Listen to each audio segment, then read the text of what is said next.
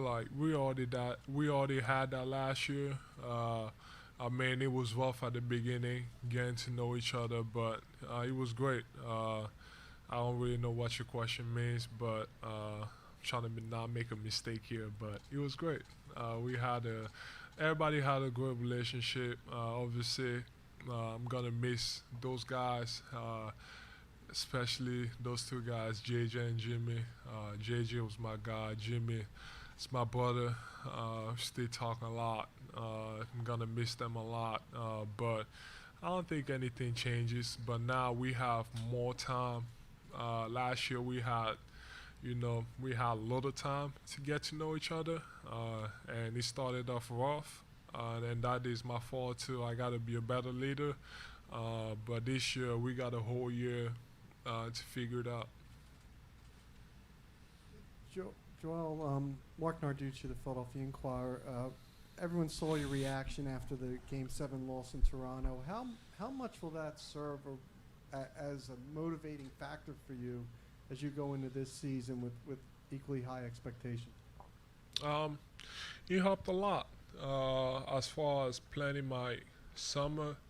You know, I knew that I had to be in better shape, meaning that I had to do a better job. You know, you can't control sickness.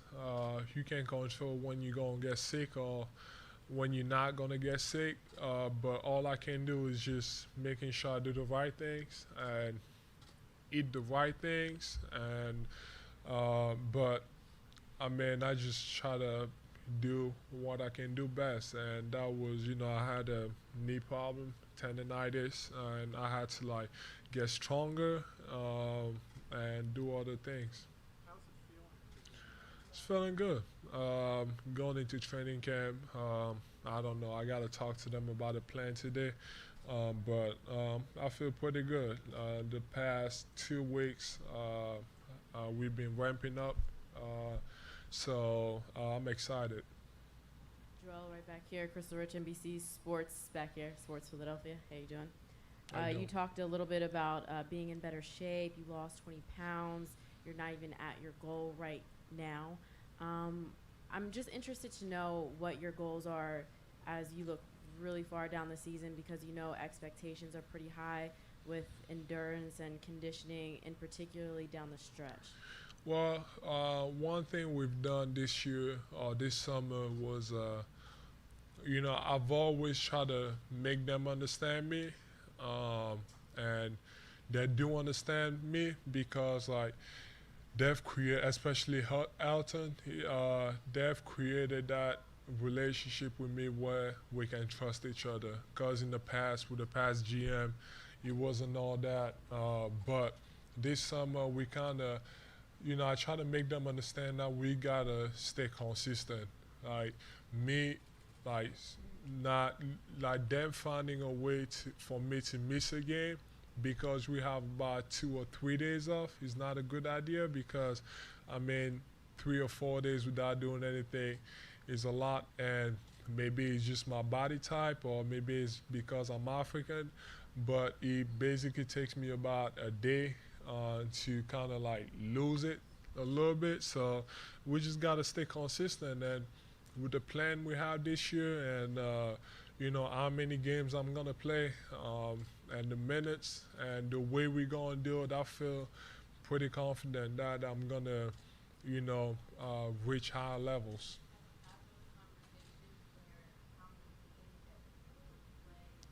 Yeah, we've had those conversations, and pretty. I mean, it was all me, and them obviously them giving me all the facts and details, and the numbers, analytics, and all that, and me figuring out and making a decision. So, like I said, Elton, created that bound, and he's been great. Joel, on your right. I'm Lauren Rosen with the Sixers. You and Al have had some great battles in the past. What's it like now to be on the same team, and are you excited to work with him? It's great. When I think about it in team success wise. the past couple of years, we've kind of struggled with me going on the bench or missing games.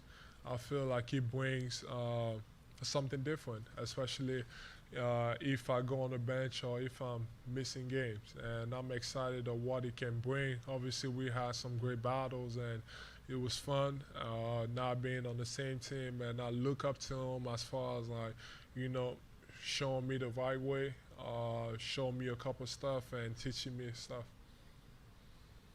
Joe, back here, hi.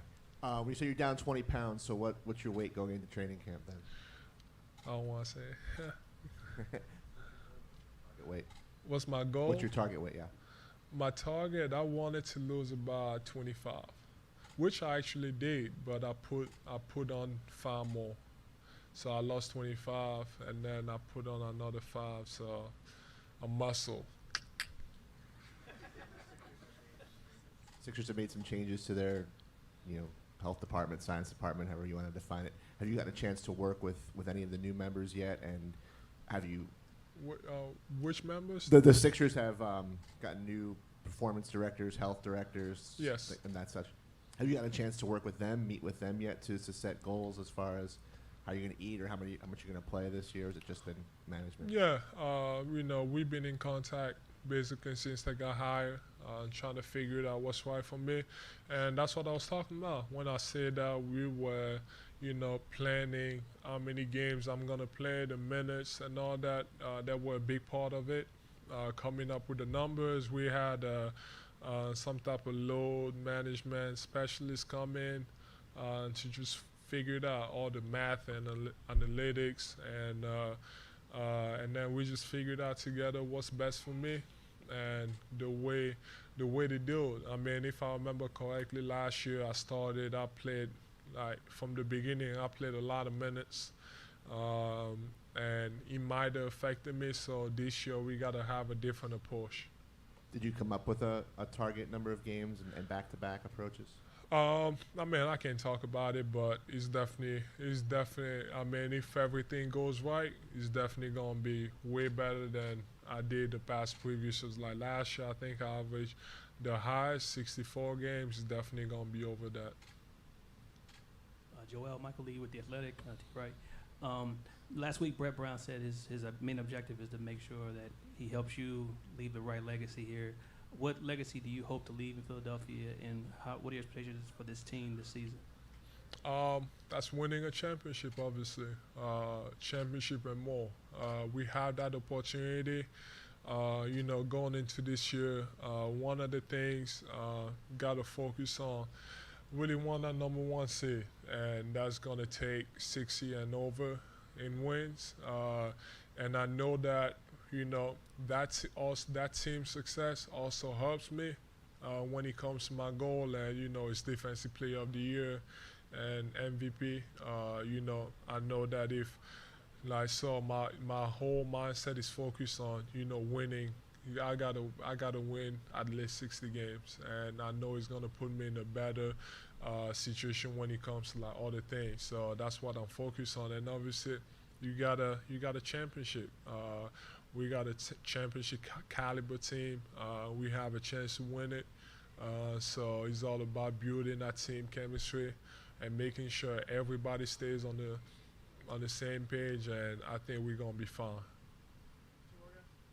Joel, here in the back, Anthony Gilbert, NBA.com.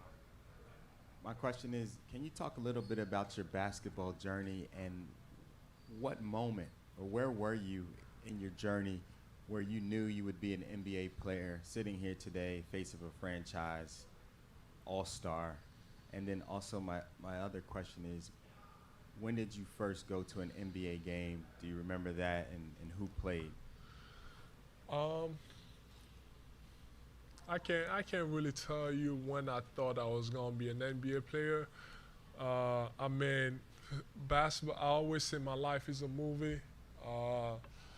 You talk about somebody, even at 15 years old, I didn't know I was gonna play basketball. I was still playing volleyball and, extremely focused on school, trying to be somebody back in Cameroon. And then out of nowhere, in 2011, that's when I started, and I was 16 years old, and even at that point, you start playing so late, and you have no idea what's gonna happen. And just like that, I had an opportunity to look to come to the U.S. and even to that point, you just come in. And I remember my mindset coming into the U.S. was just like, okay, I'm gonna use that opportunity, because I didn't think I was gonna make it, honestly. But my mindset was that I'm gonna use that opportunity to come to school and literally study, get a degree, and be somebody. Maybe go back home and be president of Cameroon. That's what I thought. And then out of nowhere, you start getting opportunities. I mean, when I came here, I played JV my junior year, and then I switched schools for my senior year, and then I went to another school, and then that's when like big schools started recruiting me. And then you start thinking about, wow, like you have an opportunity to accomplish something. And I get to Kansas. I wanted to redshirt my first year, and then coach told me that I was going to be the #1 pick. And then I was like, they told me that college coaches lie all the time. So I was like, it's not possible. But he was like, keep working hard. And then I kept working hard, and here I am. And then it's crazy. It's crazy everything that happened, and then you miss 2 years, and then you come back, you only play 31 games, and then you get offered a lot of money, which I'm grateful for, and then here we are, and here I am dominating and sitting in front of you guys, like you said, I don't know, being the face of the franchise. Like I said, my life is a movie. Everything happens so fast, and I don't know, sometimes I sit back, I'm like, that's crazy. I never thought I would have been in that situation, and I'm really thankful. Joe, last time we saw you, you said, I can't just be a post player, after the playoffs. Did you approach your off-season, whatever basketball training you did, with that in mind? Yes, I did. Worked a lot on, especially after I knew I was losing JJ and Jimmy. I knew it would get tougher, especially for me, because JJ, we got good shooters on the team, but I don't think anybody has the type of influence JJ had, especially when the opposite team made their game plan. You can't leave that guy. You can't even give him an inch. This year, I feel like they're gonna make everybody shoot the ball. So going into the summer, or after I found out that I was losing both of them, I just figured out that I need, especially because I also knew that these guys were gonna need me to kind of take over, and you gotta be more than a post player. You gotta be able to do other things, because it's easier for other teams to, send double teams when you're just posting up back to the basket. So now you gotta attack off the dribble. You gotta shoot off the dribble. So I worked a lot on those type of stuff, and I got a lot better. So I'm excited to, go out there, compete, and get some wins. Joel, right in the back. So you stated you wanted to become Defensive Player of the Year, MVP, and you stated that you also been working on the perimeter game. What else have you been doing to ensure that you achieve those goals? I mean, I feel like my focus when it comes to me being in the gym, taking care of my body, making sure I'm strong. I feel like it's been on another level the past few months, the whole summer. I've definitely been more focused than ever, because I feel like if I take care of those stuff, basketball is gonna be easier, I guess. And I'm gonna be playing, and I'm gonna be performing without actually having to worry about like not being healthy and all that. So it starts by that. I can accomplish winning 60 games or the other goals or defensive player of the year if I don't take care of my body. So then the main thing is just, adapting a new mindset, a different mindset when it comes to taking care of my body. And the rest is going to take care of itself. Thank you, guys.